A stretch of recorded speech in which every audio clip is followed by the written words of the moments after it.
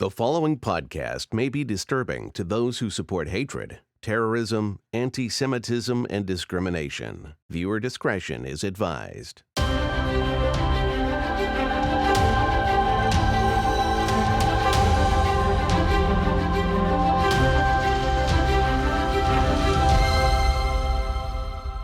Hi, welcome to another exciting episode of How We Fought Against. My name is Russell Shalib.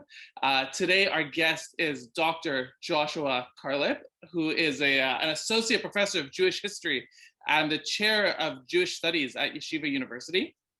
Thank you, Dr. Karlip. Joshua, how should I? You can call me Josh. That's fine. Yeah. Okay, great. So thank you for being with us today. So you recently wrote an essay in Tablet magazine called "The Flight from Jewish Peoplehood," and so you start by telling the story of Zelig Hirsch Kamenovich, an interwar Jewish intellectual who was castigating his fellow Jewish intellectuals for their embrace of Soviet internationalism and the rejection of Jewish peoplehood. So why is that story relevant today, and how does that explain our particular Jewish and general cultural moment? Okay, first of all, thank you, Russell, for inviting me to the podcast. I'm very honored to be here. Secondly, I wrote my first book called The Tragedy of a Generation, which was published in 2013, about several Yiddishist diaspora nationalist intellectuals. Zelig Kalmanovich was one of them. And I think that there's a lot for us to learn in the contemporary moment from him, because he had not been a Zionist. He was a diaspora nationalist who believed that the future for East European Jews was with autonomy in their respective countries and with Yiddish language rather than Hebrew. And yet he watched in the interwar period as more and more of his colleagues either affiliated with and identified with the Soviet experiment, or actually went to live in the Soviet Union and to function as Yiddishists there. And the reason was that the Soviet government was sponsoring Yiddish culture and Yiddish scholarship, but it came with a heavy price. And the price was ideological conformity and basically disowning Jewish nationalism and Jewish religion, and only embracing a narrow proletarian Soviet version of Yiddish culture, and having your scholarship reflect that. And I think that today what we're seeing in the academy, with tremendous pressure put on academics to embrace all sorts of progressive ideologies and causes, but especially the pressure put on Jewish studies professors and Jewish professors in general to sign anti-Israel statements. For a long time, I think since the 6 Day War and the ensuing decades, right? Identification with the state of Israel is definitely a rather consensus position, right, in the American Jewish community, and right, unfortunately, you see that still is a very strong support of Israel in the mainstream community, but there's a very vocal amount of Jews, especially Jewish academics, right, who are anti-Israel. So why do you think that they're adopting these positions that are hostile to Israel and to Zionism? Well, I'll say a few things. First of all, the latest Pew study surveying the Jewish community in America, which came out very recently, I think it's 2020. It may be already 2021, but I think it was 2020 research, showed that 80% of American Jewry is supportive of Israel, sees supporting Israel as an important part of their Jewish identity. That's the very good news. The bad news is that 20% do not, and 10%, so within that 20%, half of that group actively believes in boycotting Israel, actively believes in BDS. So, that 10%, the 20%, and especially the 10% is very worrying. And you are correct that an outsized proportion of those in that 10% are in the academic community. And what I find extremely disturbing is that it's not just that they're in the general academic community, they're in the Jewish studies community. So the most recent event and statement is what I was responding to in my tablet article, was a quote statement on Israel-Palestine released at the end of, the end of the fighting, the most recent Hamas war on Israel and Israeli counterstrikes, that basically reached new lows, or broke new ground, if you want to say, in terms of delegitimizing Israel. We've had before Jewish studies professors for a long time being critical of Israeli policies, being critical of, calling for Israel to withdraw from the territories, calling for a two-state solution, saying that the government's not doing enough, et cetera, et cetera. This wasn't that. This was a delegitimization and even demonization of the whole Zionist enterprise and the very state of Israel, the right for Israel to exist as a Jewish nation state. I just want to read, a couple words or lines from this. It starts by saying, as scholars of Jewish studies and Israel studies, etc., we condemn the state violence that the Israeli government and its security forces have been carrying out in Gaza. Only in the next paragraph, at the end of the paragraph, does it even mention Hamas rockets. And even there it says, we share and hold the pain of Gazans who have lost and are losing family members, etc. But when it comes to Israelis, it says, quote, we affirm the pain, fear, and anger of Israeli Jews and Palestinian citizens of Israel who have lost loved ones and homes to unjustifiable and indiscriminate Hamas rockets. So the pain, the empathy is more towards the Gazans than it is toward the Israelis. And then in the next paragraph, it refers to Israel as, quote, a systematically unequal space. And it refers to it a little further on as a place that practices Jewish supremacy and a settler colonial endeavor. I'm just going to point out, right, that the term Jewish supremacy, right, although suddenly it's become a very popular on the left, but right, it definitely has its origins in the far right. That's one of David Duke's preferred terms. So just interesting, this ideological cross-contamination. What was so chilling to me about this statement was that in those two terms, settler colonialism, especially the term colonialism, and Jewish supremacy, you have the far left and the far right coming together. The Soviet far left, since the post 67, but especially in the 1970s, adopted these terms of racism and colonialism, imperialism, as a way to discredit Israel, culminating, of course, in the 1975 Zionism is racism statement of the UN, and that's being adopted here. And the far right, as you say, this term Jewish supremacy, which Gil Troy has demonstrated recently in a piece in the Times of Israel, has its origins in Nazi ideology about Jews supposedly trying to take over the world. Now, the people who wrote this, or certainly the people who signed it, some of them may not be aware of that, although as professors they certainly should be.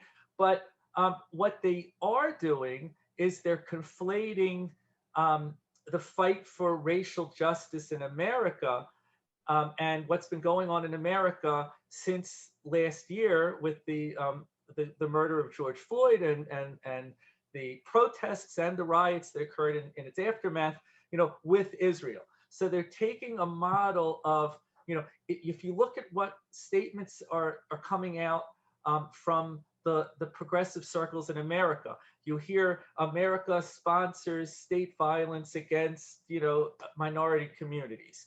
And when it comes to Israel, so the statement says the state is sponsoring state violence against the people of Gaza. America practices white supremacy. Israel practices Jewish supremacy. So it's a complete transference of this of these notions of racial justice to Israel, when when many people have pointed out that this is a completely spurious analogy. When one is truly, whatever you think of the current moment in America, nobody denies that there's a long history of racism and oppression of African Americans in American history, whereas with the Palestinians, this is a national conflict, and not a racial conflict. Yeah, and to equate the two is completely spurious. I mean, I want to say that it definitely seems like a very say narcissistic way or self-centered way, right, to understand, right, the Israeli-Palestinian conflict, right? Instead of looking at it on its own terms, right? Americans are taking their own country's issues and just throwing it out onto the rest of the world, onto a conflict far away, and saying, okay, it's the same. It's the same thing. First of all, I'll just say two things about that. First of all, the same point you're making was made by Mati Friedman. Mati Friedman in, I think The Atlantic had an article about this, where he basically says that American Jews are looking at Israel through American eyes.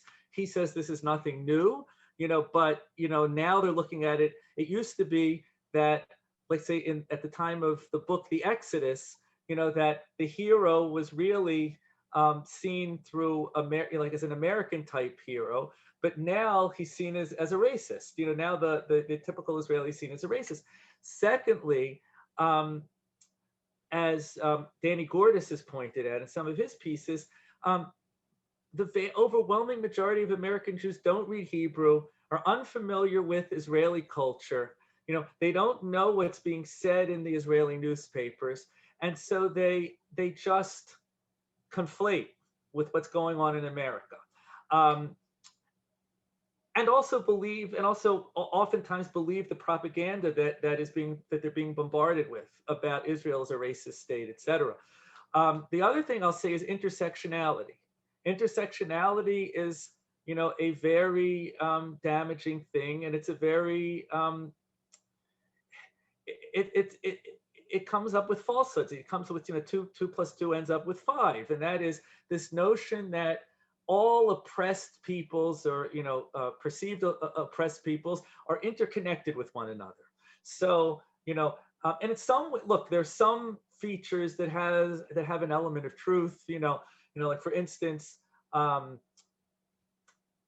in America, African Americans and then African American women, have a unique, but that was the original example, right, given of intersectionality, which is right there. There's a lot of truth to that particular example. That a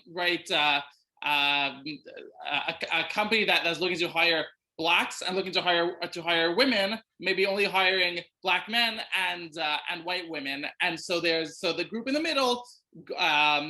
These two types of oppression reach them, but this theory has been taken to whole other levels, right? That every form of oppression in society it intersects, right? And on the top, right, you have the white cisgendered male who now has become associated, right, with the Jew, the Jew as the symbol of whiteness.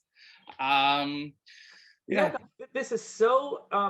Yes. First of all, I want to say that I believe, and I'm sure there's evidence to this, that their advocates of the Palestinian cause have done a very good job of insinuating their way into this narrative, into Black Lives Matter, into other movements. If I were Palestine is a queer issue. Yeah. I mean, this is the most, ridiculous argument that I've ever heard. Because if anybody knows how that this community is treated in the Palestinian territories, versus in Israel, it's just absurd. The same thing with I saw a statement by women's studies, and this statement, dwarfed it made the this Jewish study statement look pro-Israel, which it wasn't at all. But this statement called for the refugees to return home, and and basically applaud. I think it applauded Palestinian resistance, which is basically terror. And how are women? Women in Israel, there was a woman prime minister 50 years ago. Women serve in the army. Women. Well, there have been female suicide bombers, so oh no, very, very progressive. Right. I know. And so this intersectionality leads to such nonsense, really. And taking the wrong side. If you're for women, you should be for Israel, not for not identifying with Palestinian society, identifying with Israeli society. And the same thing for all these other groups. And if I were, let's say, a member, I would imagine if I were a member of the African American community, if I would really know what Hamas was about, I would be very angry that a legitimate cause is being hijacked by terrorists. So, I mean, well, going back to these anti-Israel Jewish studies professors. Yes. So I assume that many of them interpret Judaism or Jewish identity in extremely universalistic terms. The idea of tikkun olam as a form of social justice, which is the epitome of Judaism. So, in what way do you think that these Jewish studies professors are getting Jewish history and Jewish national identity wrong? Okay, yeah. First of all, I want to say that and I want to make something clear for those who read my tablet article, and I encourage people to read it.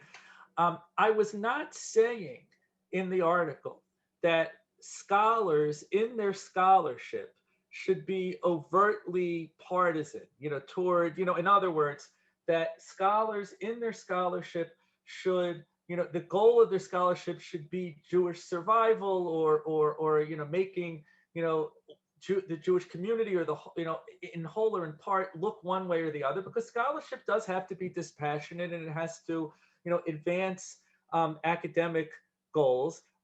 However, we know that all scholars try to be completely objective, but nobody succeeds in being objective. We also know that these very same scholars who are saying that a piece like mine was slanted towards one direction, they are the ones who are advocating. They're the ones who wrote statements like this, that are advocating for the statement all but calls for the dissolution of Israel as the Jewish nation state to be replaced by a binational state. And what's completely, you look for, as one colleague of mine wrote, what we need is real dispassion, meaning scholarly dispassion. And if you look at the whole context of the facts that they're presenting, just the statement that Israel displaced the Palestinian population. Well, a statement like that by Jewish history professors and professors of Israeli history is completely without any historical context. How was the Palestinian population displaced? Only after the Palestinian leadership rejected partition, after the Palestinian population and its leadership called 5 armies, Arab armies, in to destroy the nascent state, after it was clear that if they won, they would kill as many Jews or every Jew that they possibly could. When they themselves, in most cases, they left themselves. And when the Israelis actually won, what were they supposed to do? Invite them back in to finish the job, with the armies, with the 5 armies right behind them, so look at it. Yeah, it's okay. If you look at it in that context, you know, it looks completely different, but the historical context isn't there. So what you have is Jewish studies professors who are slanting it in one direction and claiming dispassion. You know, you also have, I believe there's a strong difference between studying Jewish history from the inside out versus from the outside in. And at my university, Yeshiva University, I'm blessed to teach at, first of all, the largest Jewish academic institution outside of the state of Israel. Secondly, the most Zionist pro-Israel university, and one of the last, I would say, outside of Israel and in the US. And our we teach students who have, by and large, have a deep knowledge of Jewish sources. And so when we teach Jewish history, it's not that we're teaching from any biased perspective, it's the opposite, but we're teaching from assuming a certain knowledge of the sources and being able to teach from the inside out. But if you're for many of my colleagues teaching at secular universities, they have to teach from the outside in. They have to assume that their students don't know any traditional Jewish sources, don't know Hebrew, don't know Jewish languages, and as a result, I feel that there are certain perceptions adopted and assumptions made about Jewish history. As you said, universalist assumptions are assumptions that, I talked about a colleague who, said that the Jews traditionally were a group, going back to antiquity, but nationhood is more recent. Now, he was basically saying that, talking about the model. How the Jewish people were invented. Yeah, well, he was basically talking about this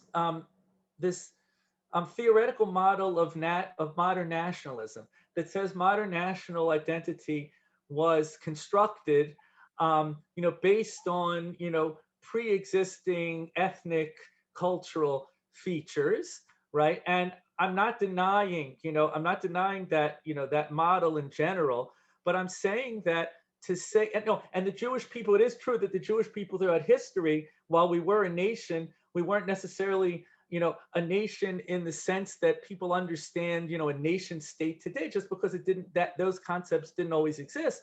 But to equate us with other peoples whose national identity really was a very recent vintage, there are examples, for instance, I don't want to pick out any one national group to think I'm picking on them, but there are examples of, let's say, European nationalisms in Central and Eastern Europe, where 100 years before, the people didn't even see themselves as part of a national group.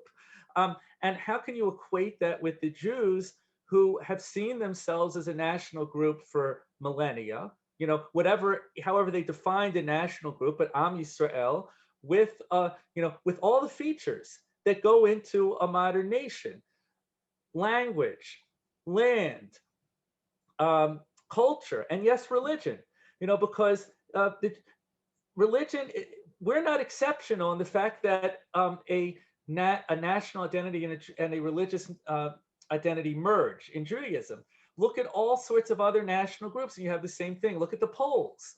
The Poles are ethnically Polish. They have a common culture, common language, but they also have a common religion. Ethnic Poles are Roman Catholic, right? Russians are by and large Russian Orthodox. So religion is very much part of national identity.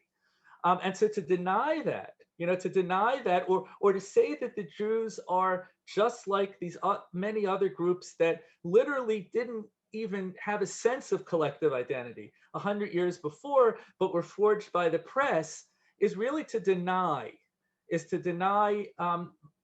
how most Jews conceived of themselves. The overwhelming majority of Jews conceived of themselves for the vast majority of Jewish history. Well, right. If you want to look at the PLO's founding document, founding charter from the 60s, right? The mainstream view, definitely in Palestinian society, is that Jews are simply a a religion, right? They're not a nation, therefore they have no right to statehood, right? And the Palestinian national movement didn't come up with this idea, right? In your research, you write about how, right, the Soviet Union, right, demanded of Jews that they it saw right, Zionism, Jewish identity, as a form of reactionary form of identity. So I mean, I think that the question is now, right? An American Jew says, okay, right, I'm American, right? I belong to my Reform temple. I belong to. I don't plan to move to Israel, right? Like, why do I need this? Why do I need this Israel, this Zionism story? Let's just get rid of it. Why is it such a part of Judaism? Yeah, no, this is fascinating. I think that, and I say in my article, this goes back before the Soviet Union. This goes back to the end of the 18th century with the rise of the emancipatory process, the process of emancipation of Jews becoming citizens in the countries that they live. And the first example in Europe was France with the French Revolution. And as I quoted in my article, a leading proponent, a French proponent, an advocate for Jewish equal rights. So a leading advocate of Jewish emancipation, of equal rights, a French political leader, Clermont-Tonnet, said in front of the French National Assembly, we must give the Jews everything as individuals, we must deny to them everything as a nation. So what he was saying was the price for the entry of Jewish individuals into French society as equals in French society was the dissolution of the collective. As represented by the Kehillah, the Jewish community, the community council running their affairs according to Jewish law, Jews, had interpreted it, and correctly from the side of what the Christians were desiring, that they should give up all aspects of their identity that make them ethnically, nationally distinctive. So it's not a surprise, or it's not. It's very understandable that the Reform movement arose in Germany in response to emancipation. And what were the first rituals that they got rid of? Anything that made the Jews look distinctive and non-Western. A talit, wearing a talit in synagogue, and shofar on Rosh Hashanah, and so many more. Kashrut.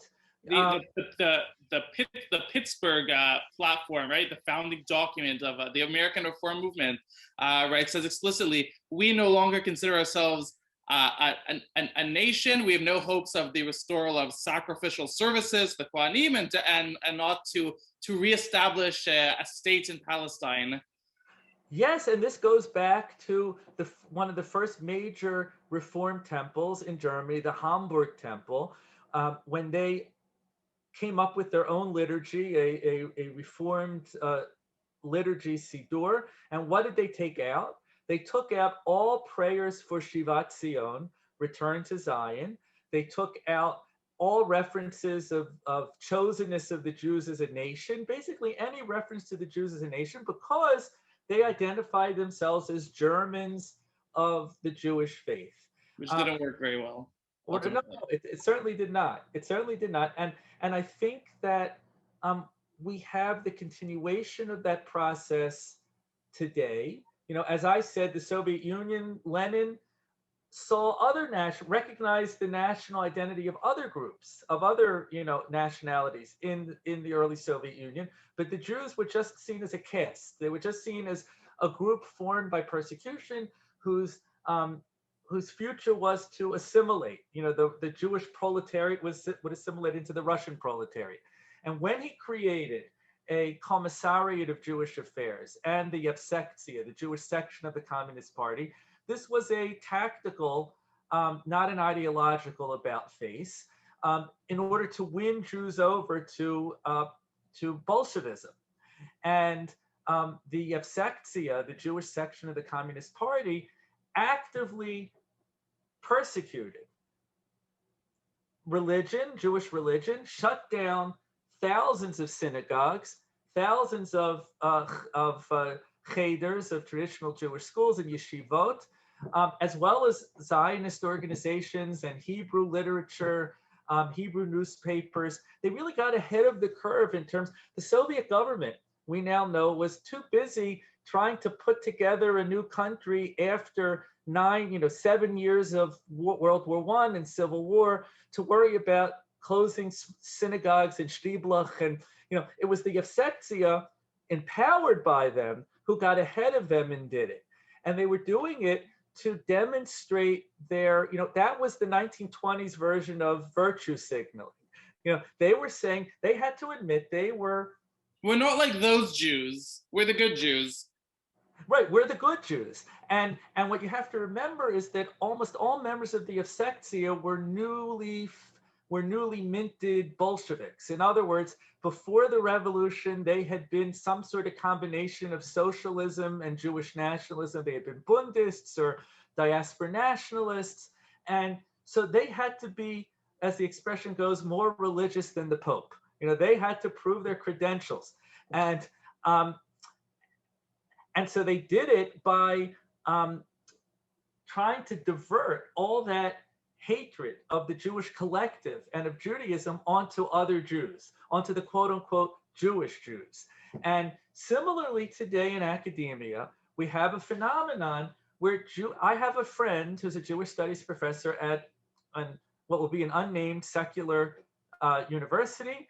And he said to me, just being a Jewish professor, let alone a Jewish studies professor at a secular American university today, puts you under a cloud of suspicion of being a Zionist. And the term Zionist is a criminal term. And in order to get out of that cloud of suspicion, and this was what he was saying, in order to get out of that cloud of suspicion, you have many Jewish studies professors who are distancing themselves from Israel, declaring that they are not Zionists, and signing these anti-Israel statements. So, I think that, right, as Jews that are committed to Jewish identity, to Zionism, to the state of Israel, right, we need to be making the argument for Zionism in two directions. First, to the unaffiliated, indifferent American Jew, and then also to wider society. So first, what would you say to the indifferent American Jew who isn't necessarily hostile to Israel, but they just don't understand what it's about and why frankly they should care? I would tell them the following. I would tell them, first of all, if they want to understand this moment in the war, this moment in the larger Arab war against Israel, what's referred to, as the Israeli-Arab, Israeli-Palestinian conflict, but as Professor Ruth Weiss, rightly puts, it's not really a conflict, because if the Arab world would accept Israel, there wouldn't be a conflict. So it's an Arab war and a Palestinian, Arab war on Israel. But I would say don't look just at the contemporary moment, which is, I think a cause of why some of the people who are indifferent reflexively side with the Palestinians. They look at how could this be? The army, an Israeli army is in the West Bank, and there are military activities, and then Israelis and then Gazans are being killed, and they don't look at the larger picture. They don't even know, we live in an age where 20 years ago might as well have been 100 years ago.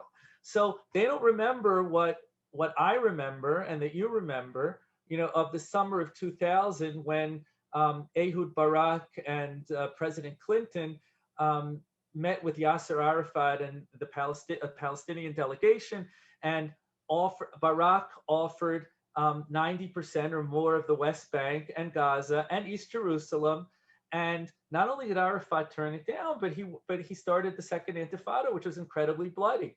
They don't remember 2005. They don't know about the Gaza withdrawal and how Hamas took over and has been lobbing rockets at Israel ever since. They're looking at it in a vacuum. So when and all they hear is that there's an occupation. That the Israeli army is in the West Bank.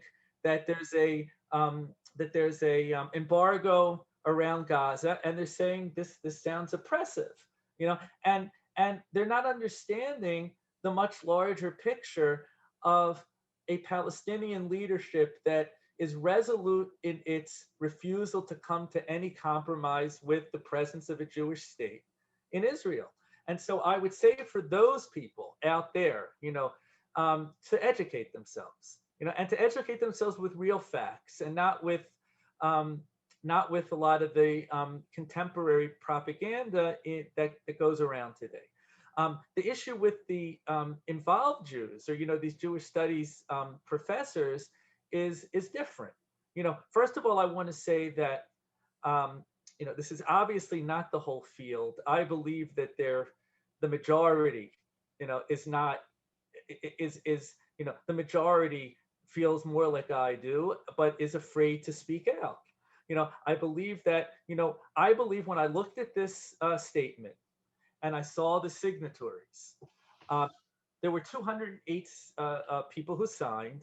Of them, about 40 are very prominent people in the field, and some of these people are people that I went to graduate school with. Some of them I remember 20 years ago as being committed Zionists, people who went every summer to Israel, people who had fellowships at the Hebrew University, and I'm thinking to myself, how could they have signed a statement like this? This isn't a statement criticizing an Israeli policy. This is a statement that is seeking to undo and deny the legitimacy of the state of Israel.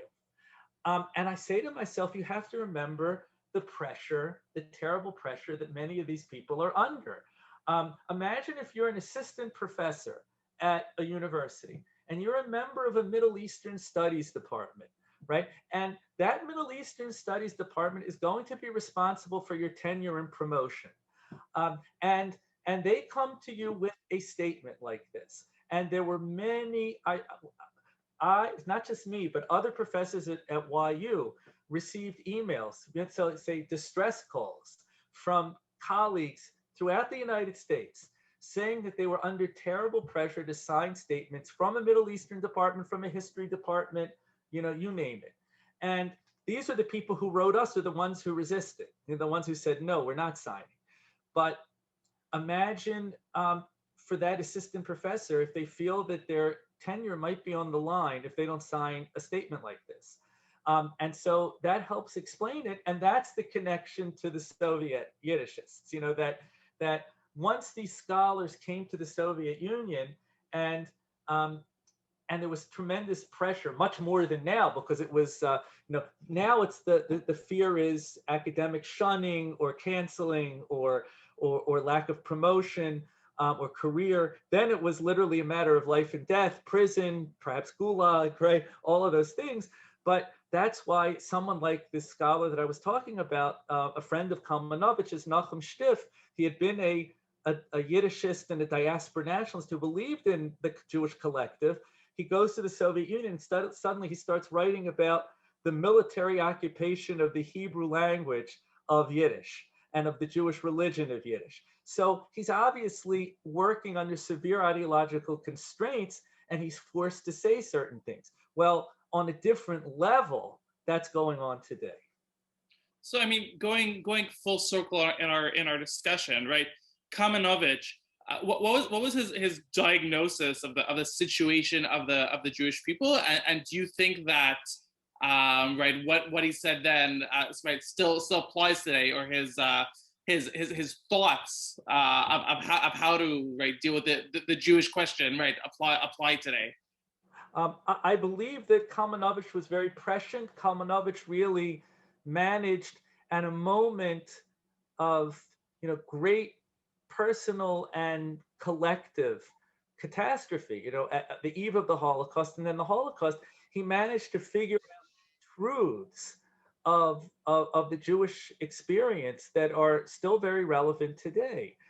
And one of them is that since the beginning of the emancipation process in the late 1700s, Jewish individuals have been fleeing the Jewish collective. Jewish individuals have been fleeing the Jewish collective both because that's what the price that was demanded of them by those who were offering them equal rights. And it happened in Western Europe, and then it happened in a Soviet style in the Soviet Union. And they fear, not only are they running away, but they fear the Jewish collective because the Jewish collective is the target of all this hatred. So if they can get away from the Jewish collective, maybe they feel that maybe they can be safe. But of course, that's an illusion, because first of all, there was a huge gap. Once the Jews of Germany, let's say, when the majority cast aside most religious observance, saw themselves as Germans of Jewish faith, it wasn't enough for most Germans.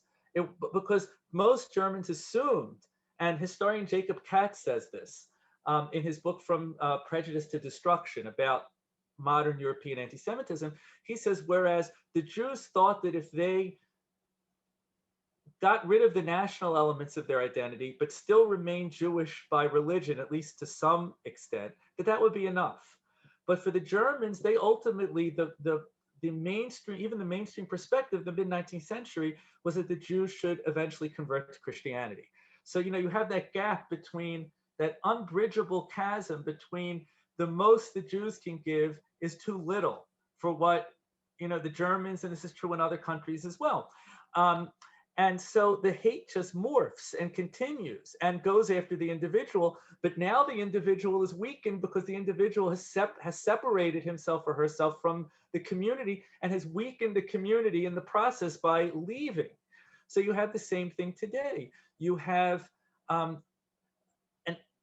definite uptick in anti-Semitism throughout the world, in Europe and in America. And everybody is concerned about that trend.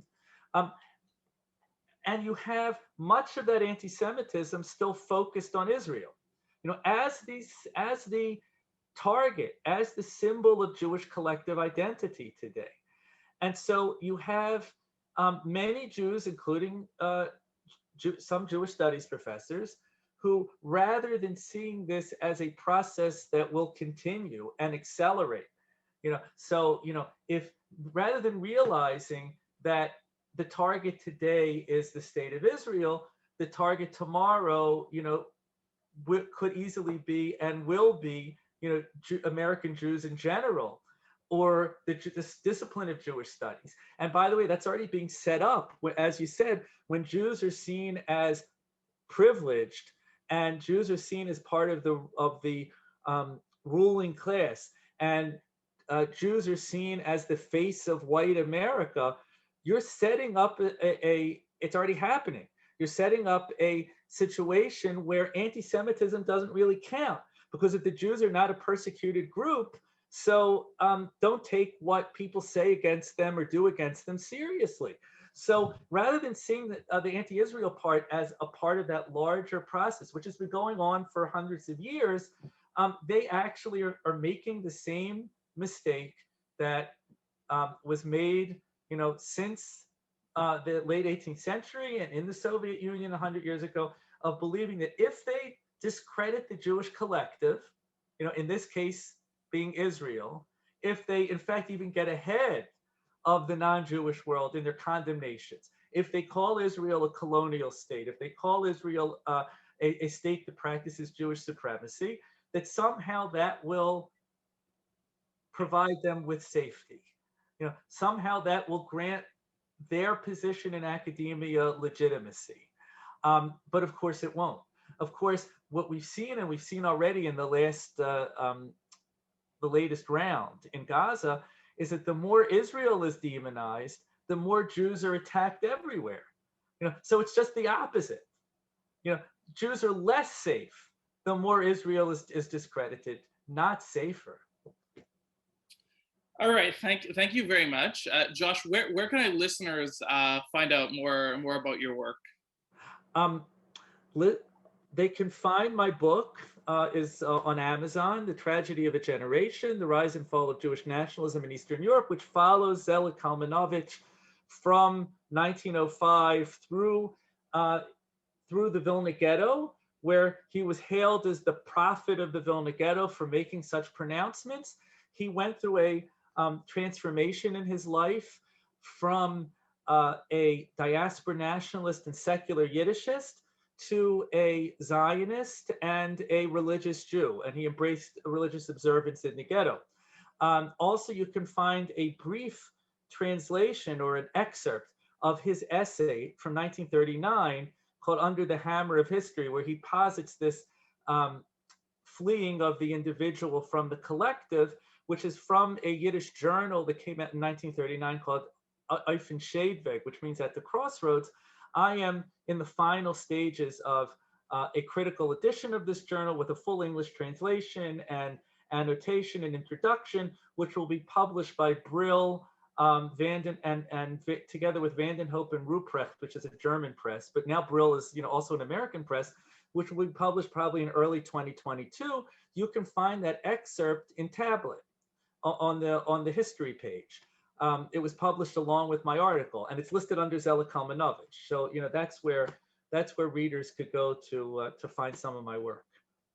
All right, fascinating. So thank you, Josh. Thank you to all of our listeners. Please like us on Facebook, like us on Twitter. Our podcast can be found where podcasts can be found. Please leave us a review if you enjoyed this episode, and thank you very much.